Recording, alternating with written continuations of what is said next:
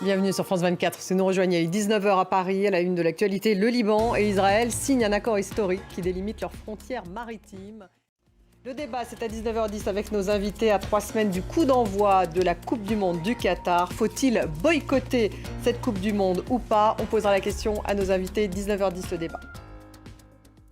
Un accord historique qui délimite les frontières maritimes du Liban et d'Israël. Un accord qui délimite leurs frontières maritimes afin de répartir des gisements gaziers offshore en Méditerranée orientale.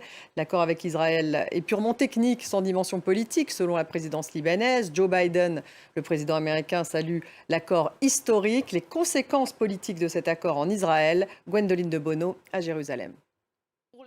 La Russie ne fait que défendre son droit à exister face aux puissances occidentales, a estimé Vladimir Poutine. Le président russe s'est livré à un nouveau réquisitoire contre l'Occident. En Ukraine, les combats font toujours rage dans la région de Kherson. Depuis des semaines, l'armée ukrainienne livre une contre-offensive lourde en pertes humaines pour reprendre cette ville aux forces russes. Elle tente d'encercler ce verrou stratégique situé sur la rive ouest du Dniepr.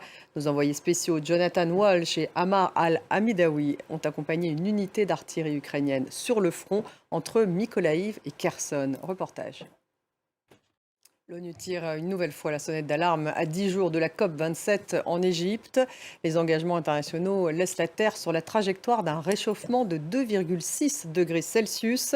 Un résultat pitoyablement pas à la hauteur pour le patron de l'ONU qui appelle à cesser, je cite, le greenwashing. Kevin Battista.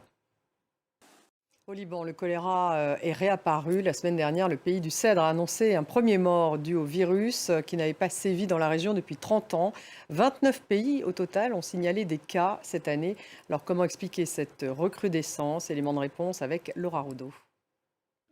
Merci d'avoir suivi. Restez avec nous dans quelques minutes. Le débat consacré à cette Coupe du Monde du Qatar, au Qatar, qui va avoir lieu dans un peu moins de 3 semaines. Restez avec nous.